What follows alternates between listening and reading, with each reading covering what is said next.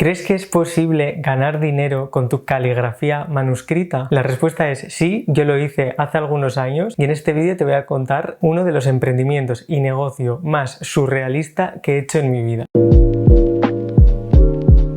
De esto hace aproximadamente como 5 años. Yo acababa de terminar mis estudios de diseño gráfico, había hecho prácticas, había trabajado en una empresa como diseñador gráfico y tenía mi web publicada con mi portfolio de proyectos de diseño gráfico. Antes de empezar a emprender, ya llevaba como 1 año o 2 aprendiendo caligrafía manuscrita y aunque no me había dedicado profesionalmente a ello, también tenía algunos de estos trabajos publicados en mi portfolio. La verdad que este portfolio lo tenía ahí publicado muerto de risa, no le hacía ningún caso ni lo actualizaba y en realidad tampoco estaba buscando clientes en ese momento porque justo acababa de arrancar con el tema del emprendimiento y estaba todavía situándome. De repente, un día en el que además estaba justo en una de estas clases de caligrafía, me llegó un mail a través de la página de contacto de mi portfolio de una empresa que estaba relativamente cerca de donde yo vivía, pidiéndome un presupuesto para realizar un encargo de caligrafía. Como te digo, yo en aquel momento no ofrecía este servicio de forma profesional y simplemente tenía publicados mis proyectos en mi portfolio y la realidad es que yo ese portfolio lo tenía publicado con otros proyectos de diseño desde hacía años y nunca jamás me había escrito nadie. Casualidad o no, ese día lo hicieron y fue el principio de una larga trayectoria en la que estuve realizando proyectos como calígrafo freelance. Esta empresa se dedicaba principalmente al sector de las bodas y también al de las comuniones, los bautizos y demás, y lo que hacían era diseñar y producir todos los materiales gráficos y de papelería relacionados con esos eventos. Dicho así, no parece nada del otro mundo, pero ahora te voy a contar cuál fue el primer encargo y cuáles fueron los siguientes. El primer encargo que hice fue un libro de firmas, de estos en los que todos los testigos de la boda, que en este caso era una boda religiosa, firman a la hora de acudir pues a la celebración, pero que en este caso era un libro que se había hecho de forma artesanal, se había cosido manualmente, las páginas eran de un papel con un gramaje súper alto y de un papel de súper buena calidad y solamente existía un único ejemplar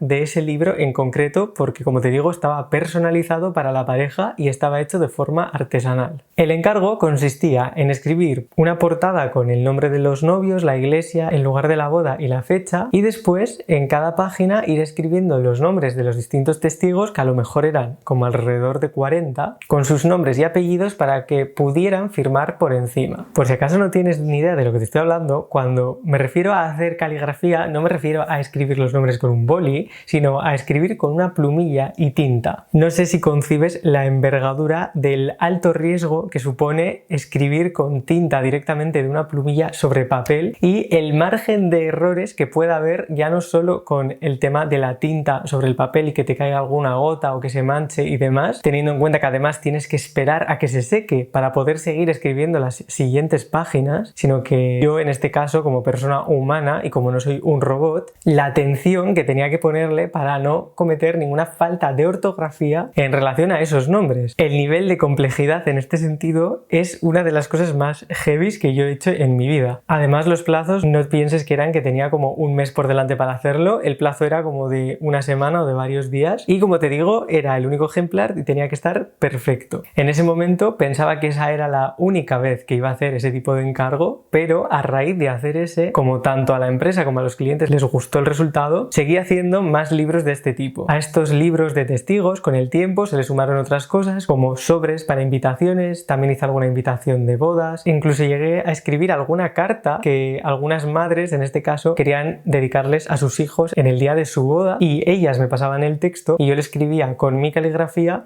para que lo tuvieran como recuerdo. En estos últimos casos, en los de las invitaciones, los sobres y las cartas, en realidad el riesgo no era tan alto porque si te confundes al escribir un sobre, pues obviamente puedes utilizar otro. Entonces no tenían nada que ver con el tema de los libros que te he comentado. Aunque aprendí distintas caligrafías, como estábamos en el sector de las bodas, casi siempre utilizaba la copperplate o la caligrafía inglesa y en aquel entonces en realidad todo este tema de la caligrafía y de volver un poco a lo manual no estaba tan extendido como está hoy en día y no había tanta gente que lo hiciera. Me encantaría decirte que tengo un montón de trabajos de caligrafía guardados, pero la realidad es que no, y los que tengo no te los puedo enseñar porque aparecen los nombres y apellidos de las personas, ¿no? Pues de esas bodas y demás, y por temas de protección de datos pues no voy a poder enseñártelos. Pero tengo esta especie de cuaderno que es más bien un trabajo artístico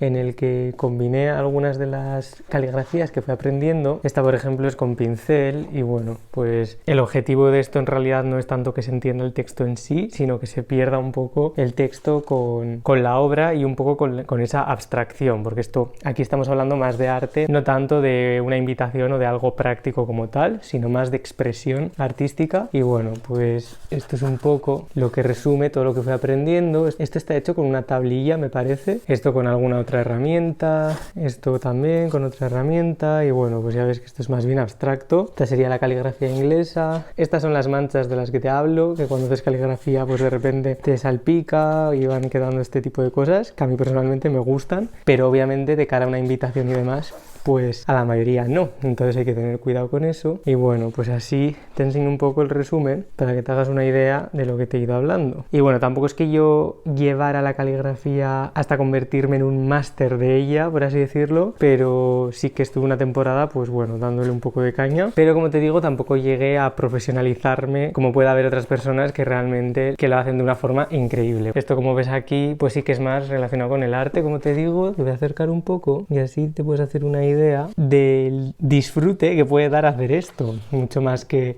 hacer algo más formal, ¿no? Y más profesional.